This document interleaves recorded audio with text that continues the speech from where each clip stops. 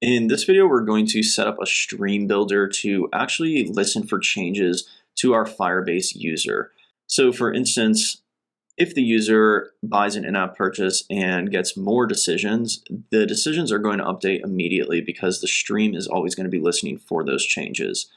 Let's get started. So in the last video, we set up our account model here, which is going to store the bank for the user. And in my current user right now, the bank is set to 3, which is our default that we initialize the app with. And we want to display that 3 up here. So we can open up our home view now. And we're going to require an account to be passed into the home view when we create a new instance of the home view. So we'll define this as a final account, and we'll call it the account. And then we are going to need to initialize the home view with that account. We're going to make sure that this is a required parameter. So let me write this out. All right, so at this point, our account will be required on the home view. And we can simply now go to where our decision is right here. We can use the bank on the account here. So if we do the account, which is actually going to need to be prefaced by widget, and then we can just call the bank on it, and it's going to display that account balance now.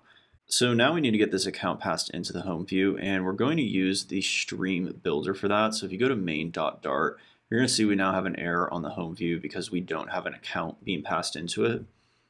The reason we're going to use a stream builder here is because the account information is stored in Firebase, and we're going to need to make that call to Firebase to get that account information. And since that's going to be an asynchronous call, we need to either use a future builder or a stream builder. The benefit of using a stream builder here is whenever any information on the user's account is changed, we're going to be listening to that change through the stream builder, and it will automatically update the app. So what this means practically is that when we use the stream builder, if we were to, for instance, go into Firebase here and change this value to 5 or some other number, it's going to push that change to our stream builder, and then it's going to update it in the app essentially immediately. So that is actually really cool, and it's going to be helpful later when we change the value of this bank from a different page. It's going to stream it directly and update the app everywhere that account value is referenced. So let's go ahead and set up that stream builder now. We can go ahead and comment out the home view for a bit and create a stream builder here. And the stream builder is going to take 2 parameters. The first one is the stream, and the stream here is going to be that asynchronous call essentially to Firebase. So we're going to get a Firebase Firestore instance, and then we're going to call the user collection. It's users actually, the users collection. And then we're going to get the document for our current user.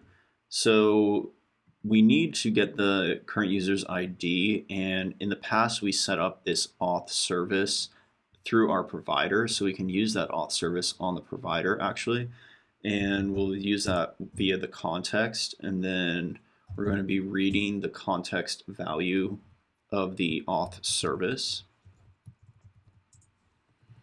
And then we're going to call current user and UID. And lastly, we're going to need to call snapshots on this. So we're going to be getting the, oh, and I missed the closing bracket there. So we're going to be getting the snapshots for this individual document. And that's a little bit better formatted there. The second thing that the stream builder takes is the builder itself. So once this stream has some data or any changes are made, we can actually unwrap the snapshot here and do something with it. So we will have access to the context as well as the snapshot. And the first thing we're going to want to do is check if this snapshot has any data. And if it does have data, then that means we have our account data, so we can actually create our account object right now. So this will be a final, and we're going to call it the account.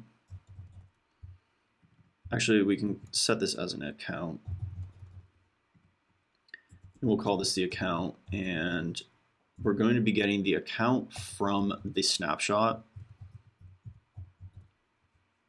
We need to import the account package, but if you remember, we did create this when we created our account class. We have our from snapshot, which is at the moment just going to take that bank value and create an account based on that from a snapshot. So our account from snapshot here, and we are going to need to pass it the snapshot data.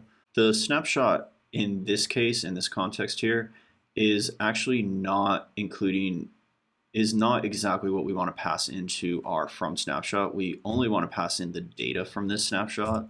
So we'll pass it in like that. And this in its current state should actually be enough, but the second thing that you will notice is we also have this UID on our account here, and if we want to actually initialize our account with the UID here, we can take that as a secondary parameter here.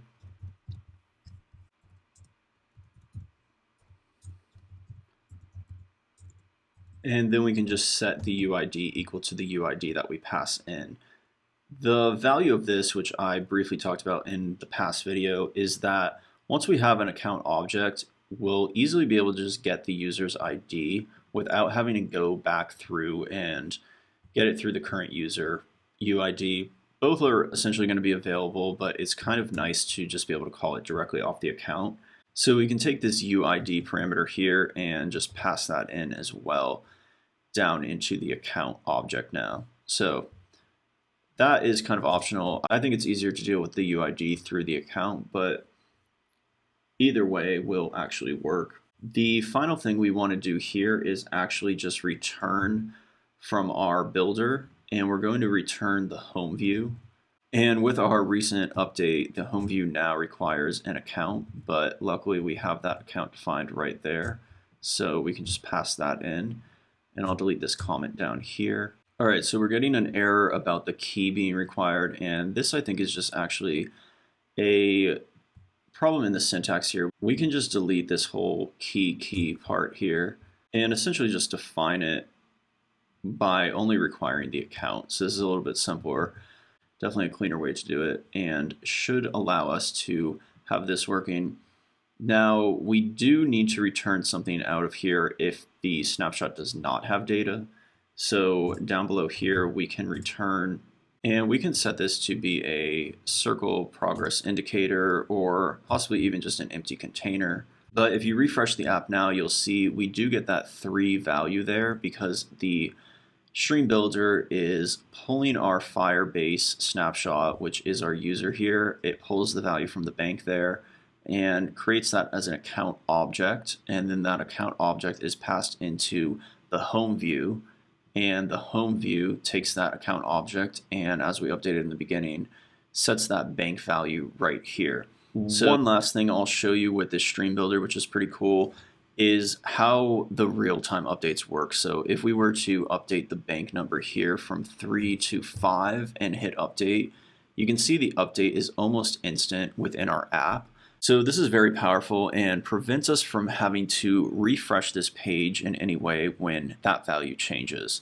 So very useful stuff there, and it will work for any value that we have in our account model, really any value that we're going to be pulling from this document here, as long as we tie it into that stream builder. If you aren't aware, this video is just one of a series of videos that are going to show you how to build an entire app. And the app that it's going to be building is all focused around monetization. So the parts that you're going to be able to see on YouTube for free are going to be that base app, and this is part of that. But if you want to see all the ways you can monetize a Flutter app, which include ads, in-app purchases, and subscriptions, then you can check out the course. If you're interested in that, you can head on over to onemanstartup.com/monetize, and it will be a 15% discount. You just use the code YouTube subscriber when you are checking out. All that will be linked down below. Ciao for now.